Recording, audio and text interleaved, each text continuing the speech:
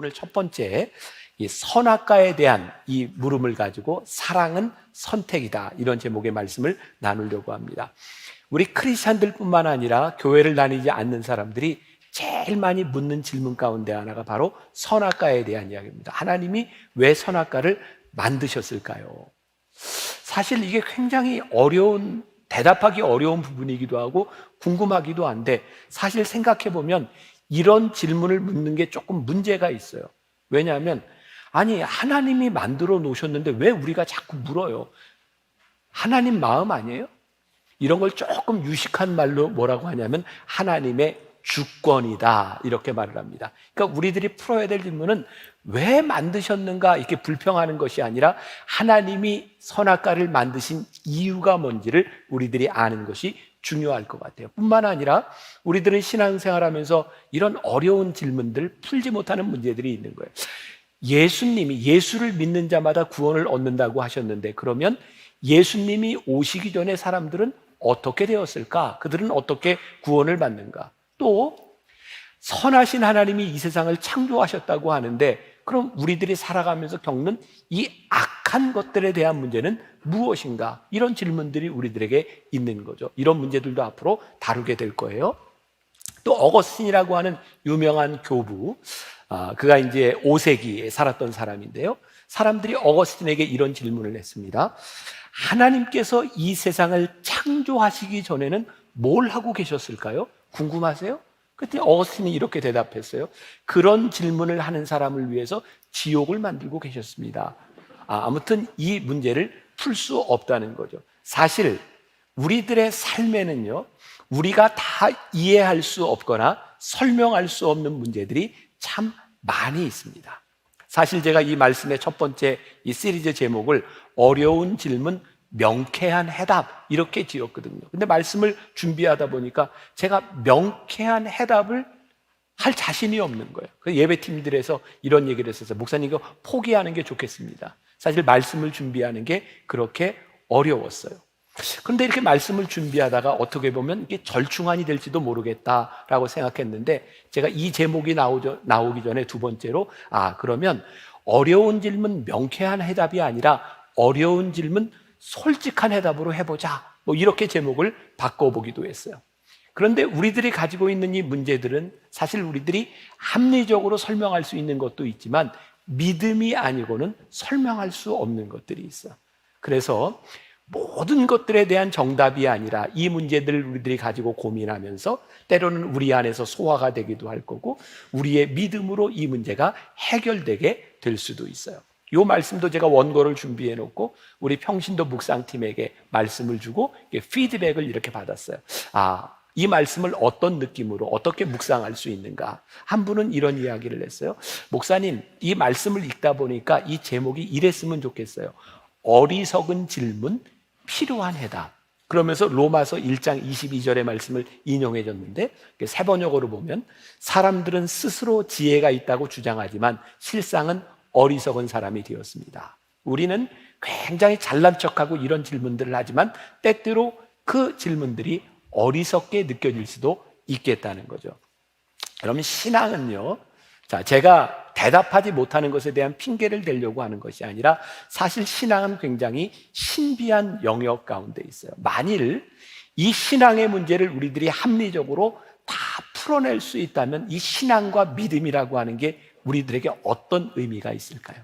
사실 이 신앙, 믿음의 문제는 어떤 면에서 우리들이 믿음을 가지고 풀어가야 되는 부분들도 많이 있어요. 그래서 묵상했던 우리 평신도 중에 한 사람은 우리들이 어려운 질문이라고 생각했는데 내가 신앙생활을 하다가 내 믿음이 자라나고 보니까 그게 어려운 질문이 아니라 어리석은 질문이었구나라고 느낄 때도 있다는 거예요. 어떤 면에서 우리들의 질문은 우리들의 관점이 바뀌기 전까지 절대로 해답이 없을 때도 있어요. 당장 지금 우리나라에서 일어나고 있는 현상을 한번 봅시다. 우리나라 사람들이 크게 세 그룹으로 나눠져 있어요. 보수, 진보, 중간. 이 사람들의 생각이 정말 바뀌지 않습니다. 진보 측에서 뭐라고 이야기를 하고 증거를 다 이렇게 들이밀어도 보수 사람들은 안 믿습니다. 보수 측에서 아무리 증거를 가지고 들이밀어도 진보적인 사람들을 믿지는 않습니다. 결국 사실에 대한 문제가 아니라 우리의 관점이 어떻게 바뀌어지느냐가 훨씬 더 중요할 수 있는 거죠. 자, 하나님께서 선악과를 따먹지 말라 만들어 놓고 말씀하셨는데 우리는 계속 뭘 얘기해요? 아니, 왜 만들어 놓으셨어요? 아니, 하나님이 따먹지 말라고 얘기했는데 우리는 계속 뭐라고요? 왜 만들어 놓으셨어요?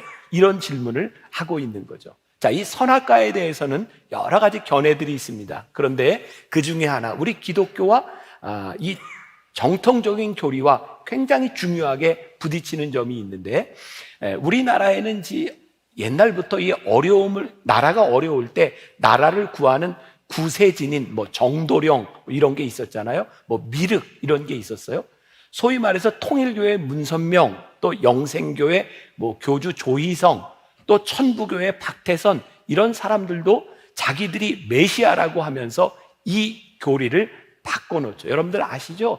이렇게 인터넷 가서 쳐보면 우리나라에 자칭 하나님이 한 20 몇 분 계시는 거. 그래서 이 선악과의 교리를 가지고 우리 정통 교리를 부인하는 부분들이 있어요. 자, 그들이 주장하는 걸 제가 조금 읽어드릴게, 들어보세요. 기독교의 성경학자들은 하나님이 아담과 하와에게 자유의지를 주었다고 하는데 말도 안 되는 소리다. 죽음이라는 극한 상황을 설정해 놓고 자식들에게 자유의지라는 미명하에 자식들을 영원히 죽게끔 방치해 놓는 부모가 어디 있는가? 어떤 부모가 겨우 기어다니는 어린 자식을 방에 혼자 놔두고 나가면서 이 어린 아이가 맛있게 먹고 놀 수 있는 과일과 과자를 많이 놔두고 나가면서 이렇게 말합니다. 얘야, 이 과일과 과자를 맛있게 먹으면서 놀아라. 다만 여기 요 그릇에 담겨 있는 것은 절대 건드리면 안 돼. 먹으면 죽어. 주의를 주면서 알려주고 어머니는 나갔지만 혼자 남은 아이는 그걸 먹고 죽었어요. 그 안에 있었던 건 쥐약이었던 거죠. 결국 이 어린아이는 쥐약을 먹고 죽었다고 한다면 이런 어리석은 부모가 어디 있겠는가? 그러면서 하나님은 실패했다라고 말하는 거예요. 동의하세요?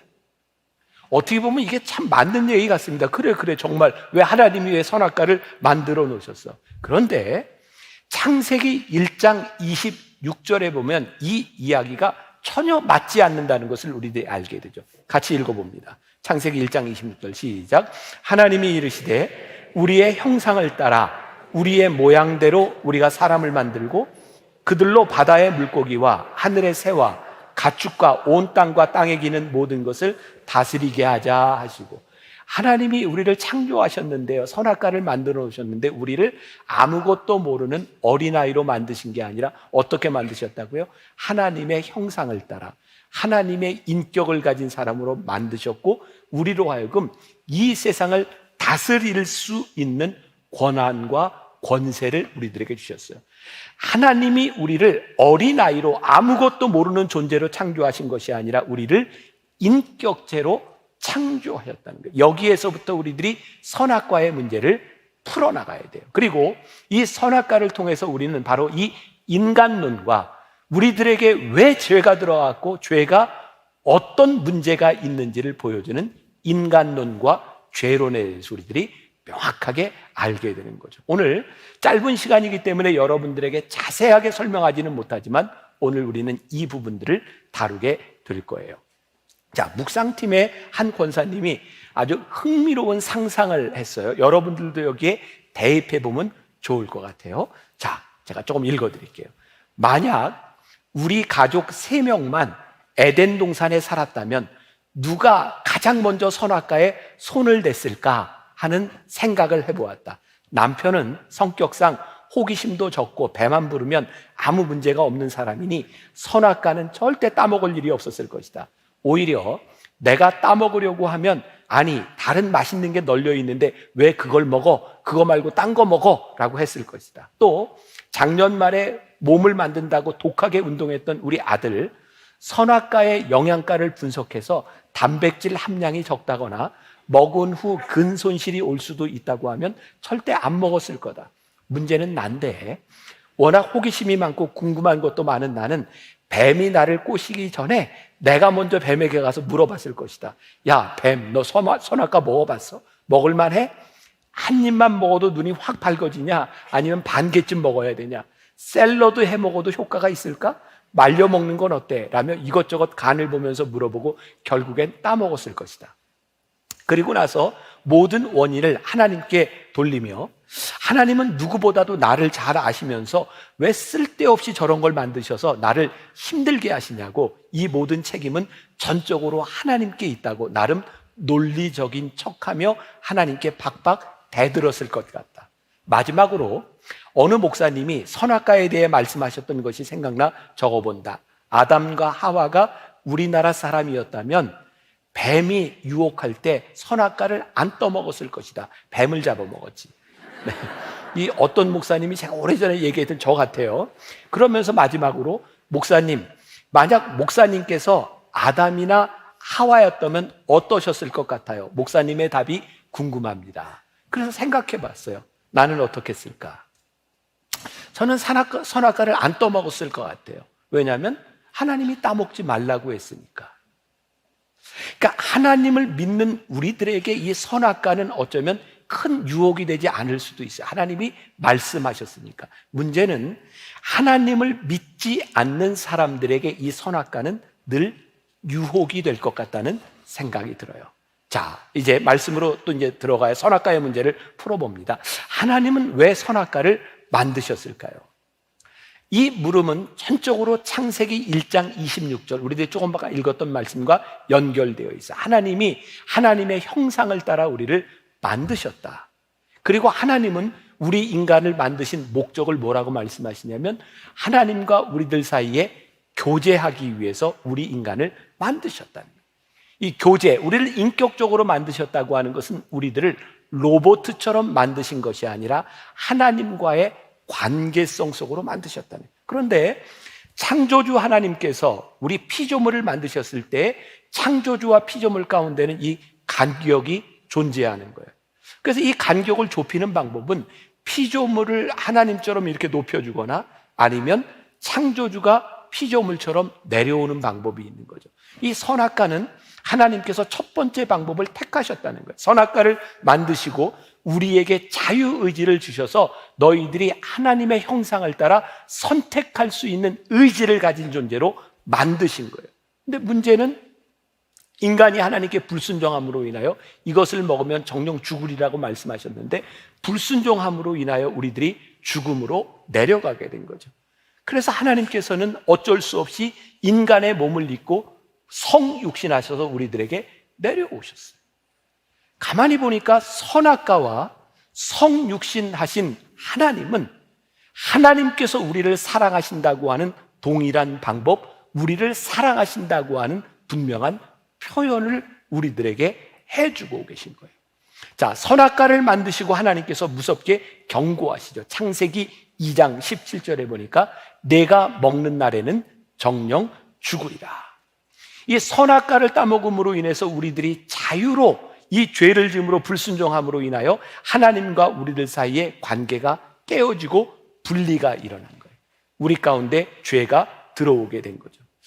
하나님은 우리로 하여금 하나님을 떠날 수 있는 자유를 허락하셨어요. 만일 우리가 하나님께, 하나님 왜 선악과를 만드셔서 우리로 하여금 죄를 짓게 만드셨어요? 라고 따진다면 사실 이 말은 하나님 왜 우리들에게 이렇게 큰 자유를 주셨어요? 라고 따지는 것과 마찬가지일 거예요. 어떤 분이 이런 예를 들었더라고요. 어떤 두 아이가, 형제가 밖에서 집 밖에서 마당에서 노는데 비가 와가지고 물구덩이가, 진흙구덩이가 이렇게 있는 거예요. 그러니까 엄마가 얘야 거기 물구덩이에서 놀지 마. 근데 애들이 엄마 말을 안 듣고 물구덩이에서 놀면서 막 진흙탕 속에서 더러워졌어요. 엄마가 화가 났어요. 아이한테 말합니다. 이놈들 엄마가 거기서 놀지 말라 그랬지? 그랬더니 애들이 이렇게 얘기하는 거예요. 엄마, 하나님이 왜 비를 내려서 진흙탕을 만드셨을까요? 이거 안 만드셨으면 저희가 여기에서 안 놀았을 텐데. 근데 이게 어린아이의 말이 마치 우리의 말과 동일한 거죠. 왜 하나님 선악과를 만드셔서 우리로 하여금 이것을 따먹게 했느냐고 우리들이 이야기를 하고 있는 거예요. 하나님께서 인간을 너무 사랑하셨기 때문에 인격적으로 대우하기 위해서 만드신 이 선악과에 대하여 우리는 왜 우리로 하여금 죄를 짓도록 이것을 만들었냐고 하나님께 불평하죠. 중요한 것은 우리 인간이 이 의지, 자유의지를 가지고 하나님께 불순종함으로 인하여 우리들 가운데 죄가 들어왔다는 거예요. 성경은 로마서 5장 12절에서 이렇게 말씀해요. 같이 봅니다. 그러므로 한 사람으로 말미암아 죄가 세상에 들어오고 죄로 말미암아 사망이 들어왔나니 이와 같이 모든 사람이 죄를 지었으므로 사망이 모든 사람에게 이르렀느니라. 자, 이 선악과는 우리가 왜 죄를 짓게 되었는지, 우리들이 왜 죽게 되었는지 우리 인간에 대한 이야기를 하고 있죠. 이 선악과는 이 성경에 보니까 선악을 알게 하는 나무라고 되어 있어요. 중요합니다. 이 선악과를 따먹기 전에 우리 인간들은 선과 악을 분별해야 될 필요가 없었어요.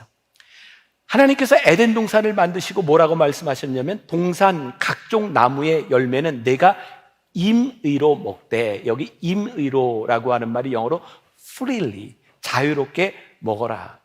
그러니까 우리들이 선악과를 따먹지 않는 한에서 우리들이 어떤 자유로운 행동을 해도 우리들이 선과 악을 구별할 필요가 없었어요. 왜? 이 모든 것이 선한 일이었어요. 그러니까 우리의 자유의지대로 행하는 일들이 선한 일이었기 때문에. 근데 선악과를 따먹는 순간 우리들에게 선과 악을 분별하는, 우리들이 분별해야 되는 일들이 일어나게 돼요. 자, 이 선악과는 창조주이신 하나님과 피조물인 우리들 사이에 분명한 차이, 경계선을 우리들에게 보여주고 있는데 이것이 깨져버렸어요. 사단은 늘 우리들에게 찾아와서 하나님의 말씀을 묘하게 왜곡하죠. 어떻게 왜곡했어요? 하나님은 모든 것을 만드시고 너희들이 자유롭게 먹되 요것만 먹지 마라고 말을 했는데, 사탄은 뭐라고 유혹하죠? 하나님이 너희에게 이것을 먹지 말라고 하시더냐? 하나님은 사람에게 자유를 주셨고 이 자유가 우리들에게 축복이었는데, 사단은 자유보다 금하신 한 가지에 초점을 맞추게 되죠. 갑자기 우리들에게 주어진 큰 축복이 축복으로 보이지 않게 되는 거예요. 우리가 자유를 상실하게 되는 거죠. 자유를 상실하게 됐다. 하나님같이 되려고 하는 이 욕망이 자유를 상실하게 됐다. 자, 여러분들 자유를 한번 생각해 봅시다. 우리는 흔히 자유를 뭐라고 생각하냐면 내 마음대로 하는 것이 자유라고 생각합니다. 중요한 예를 하나 들어볼게요. 여기 앞에 있는 이제 남자분들 가운데 예전에 담배들 좀 피셨죠? 화면 안 비출게요. 담배들 좀 피셨어요? 뭐 여자분들 중에도 있겠죠. 한번 물어봅시다. 담배를 피는 게 자유로운가요? 안 피는 게 자유로운가요? 네, 그냥 제가 알아서 대답할게요. 자, 우리는 내 마음대로 담배를 피는 게 자유롭다라고 생각하는데, 우리가 담배를 딱 피는 순간 우리의 자유는 반쪽이 나죠. 왜냐하면 담배를 피는 순간 우리는 담배를 피지 않을 자유를 잃어버려요. 담배를 피지 않는 사람은, 아직 피지 않는 사람은 온전한 자유를 가지고 있어요. 지금 내가 필 수도 있고 안 필 수도 있어요. 우리가 자유롭게 내 마음대로 하는 것이 우리들에게는 자유로운 일이라고 생각했는데, 우리들이 자유의지로 선택한 불순종은 우리로 하여금 자유를 박탈하죠. 우리들 가운데 죄가 들어오기 시작해요. 죄의 무서움은 뭔지 아세요? 우리들 가운데 죄라고 하는 것을 깨닫게 되는 순간, 그 이전까지는 선과 악을 분별할 필요가 없었어요. 왜? 우리가 행하는 일들이 옳은 일이었으니까, 순종하는 일이었으니까. 우리들에게 선과 악을 구별하는 것이 들어오기 시작하면서 죄가 뭔지를 깨닫게 되고, 죄를 지은 인간은 하나님의 낯을 피하기 시작해요. 그래서 죄 지은 인간의 가장 무서운 것은 죄로 인해서 하나님과 우리 사이의 관계가 깨어지는 것이죠. 하나님과 우리 사이에 단절이 와서, 이게 선악과가 우리들에게 말씀하고 있는 우리 인간들의 문제인 거죠. 자, 그래서 우리는 이제 우리들이 행하는 것 중에 우리들이 선을 행한 능력을 잃어버리고 자꾸 악을 향해 가는 우리의 본성, 죄의 본성이 우리 가운데 들어오는 거예요.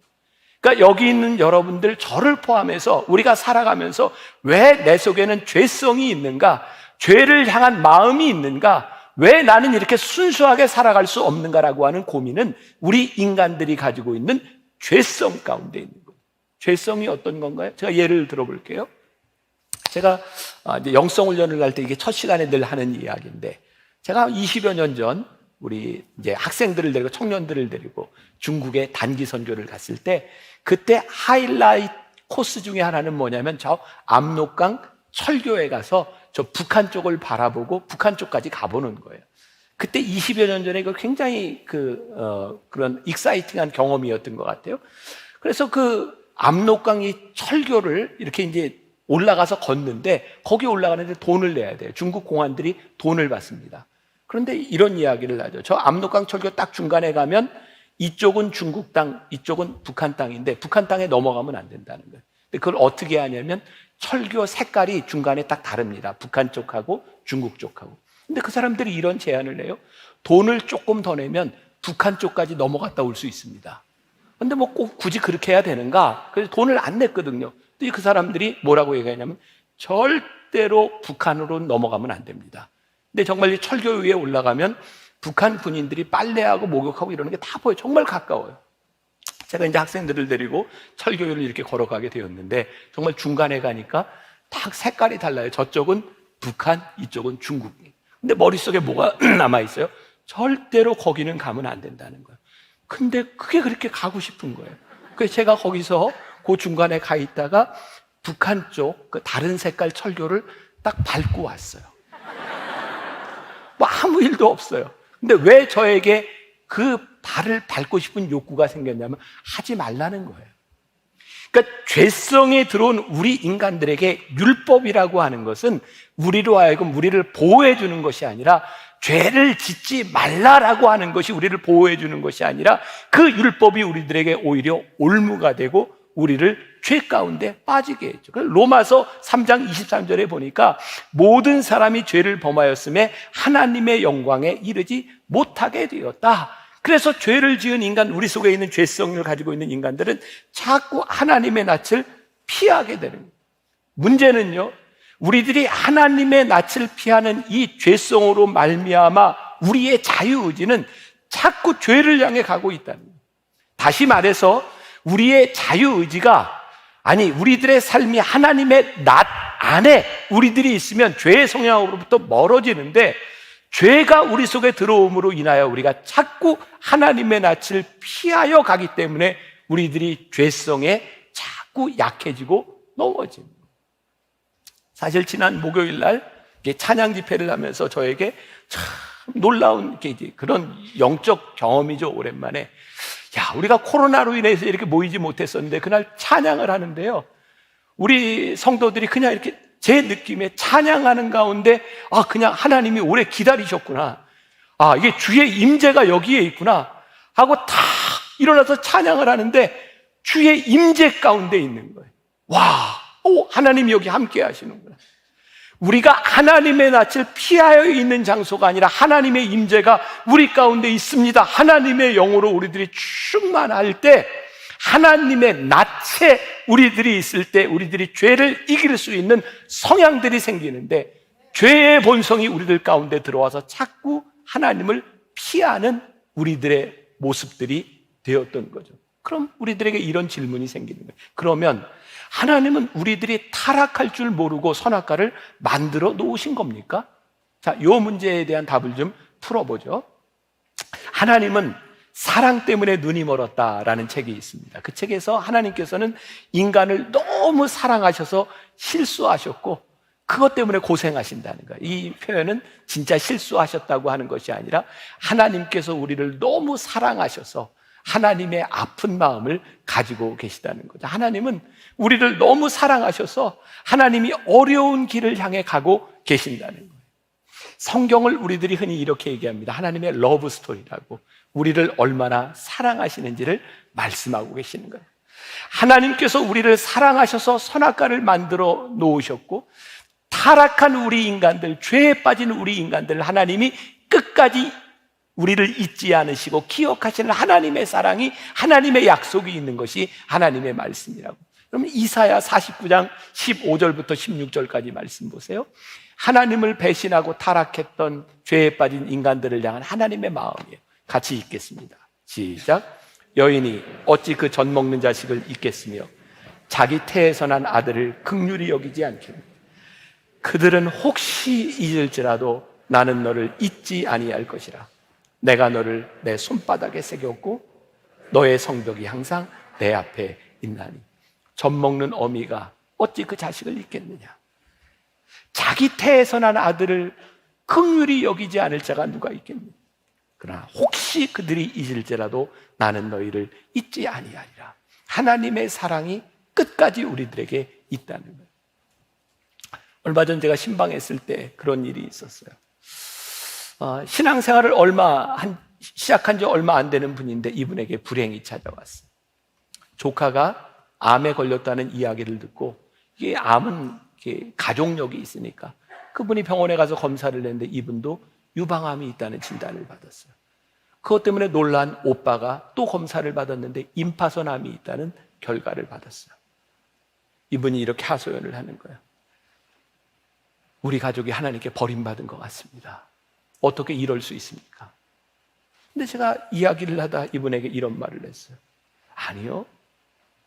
그 조카를 통해서 하나님께서 당신의 암을 일찍 발견하게 하시고 오빠의 암도 일찍 발견하게 하시고 그 일로 인하여 신앙을 가지지 않은 당신의 남편이 하나님께 기도하는 사람이 되었는데 어떻게 하나님이 당신의 가정을 버리셨다고 생각하냐. 하나님을 알지 못할 때는 버림받은 것 같은데 하나님께서 우리 가정에 손을 대셨구나, 하나님께서 우리 가정에 역사하시는구나 라고 생각하니 하나님이 우리의 가정을 사랑하시는 것이 느껴지는 것이에요. 선악과의 사건은, 선악과를 만드신 이 일은 하나님께서 무지해서 우리에게 절망을 주시기 위해서 만든 일이 아니라 하나님께서 우리를 끝까지 사랑하시고 우리와의 이 사랑의 관계를 인격적으로 만들어 가시기 위한 하나님의 러브 스토리였다고 하는 것이 우리들이 믿어지기 시작할 때 우리들이 다른 믿음의 눈을 보고 이 선악과를 보게 됩니다. 이런 예를 들을 수 있을까요? 어떤 애가 이렇게 칼이 필요한데 그 조그만 어린아이에게 부모가 칼을 주었어요. 생각해 보세요.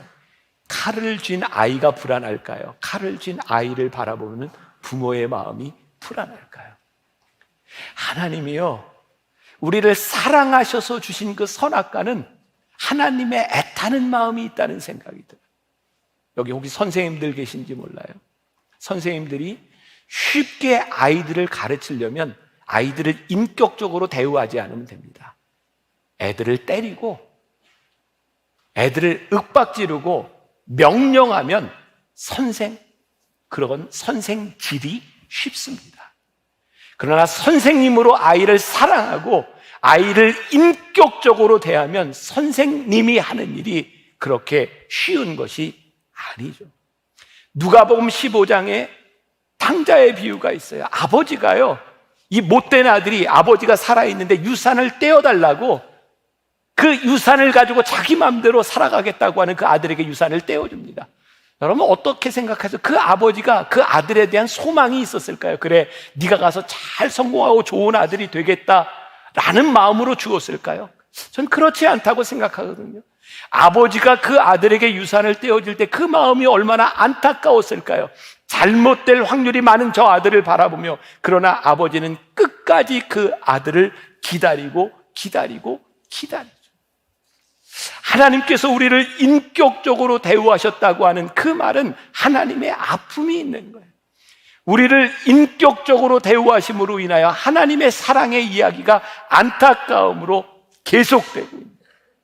그리고 오늘 말씀을 결론을 짓는다면 저는 이 선악과의 이야기를 통하여 우리에게 선택받기를 원하시는 하나님의 마음이 있다는 생각이 들어요.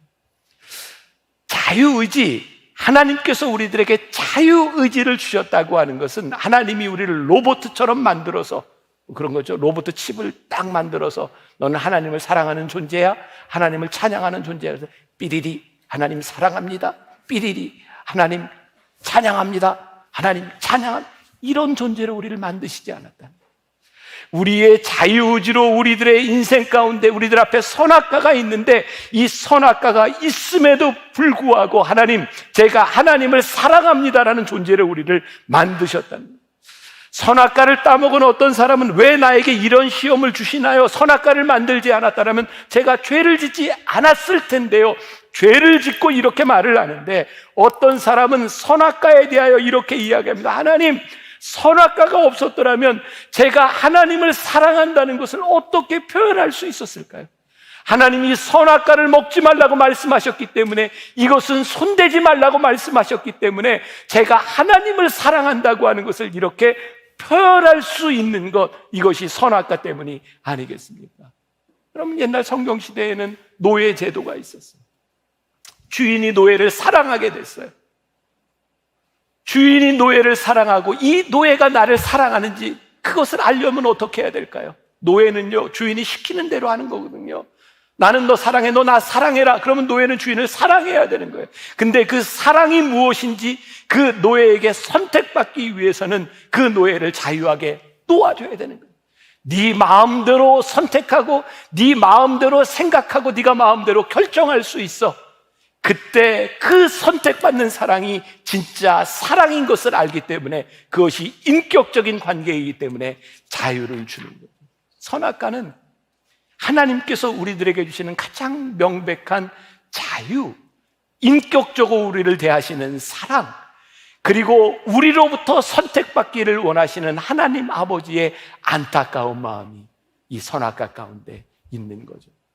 오늘 이 말씀이 여러분들에게 이렇게 적용됐으면 좋겠어요? 여러분들이 오늘 말씀을 듣고 세상을 나가면 여러분들에게는 많은 선악과들이 있을 거예요. 이거는 손대면 안 돼, 이거는 안 돼, 이것은 안 돼라는 그 선악과 가운데서 우리는 가장 분명하게 하나님 앞에 하나님을 향한 사랑이 무엇인지를 우리는 분명하게 표현할 수 있는, 여러분들의 삶의 한가운데서 여러분들 앞에 놓인 선악과 가운데서 선택받기를 원하시는 하나님 앞에 내가 하나님을 사랑합니다, 하나님을 찬양합니다. 여러분들의 인생에 수없이 많은 결정의 순간들 가운데서 여러분들의 자유의지가 가장 분명하게 하나님 앞에 사랑을 확인하고 확증할 수 있는 여러분들이 되시기를 주님의 이름으로 간절히 축원합니다. 우리 같이 찬양했으면 좋겠습니다. 주님 사랑해요, 주님 사랑해요. 이 찬양하고 오늘은 지난주에 우리 교회 전도사님들 5명인가 목사 안수를 새로 받았어요. 그래서 우리 전도사님들이 처음으로 목사 안수를 받고 이렇게 축도하는, 우리 전도사님에게도 굉장히 영광스러운 시간이고, 오늘 예배를 드리는 여러분들에게도 굉장히 축복된 시간이에요. 가장 떨리고 설레는 마음으로 축도하는 시간이니까 오늘 저하고 같이 찬양하면서 여러분들 묵상하고 기도하시고, 우리 새롭게 우리 안수받은 이성실 목사님이 축도하시고 예배를 마칠 거예요. 찬양합시다.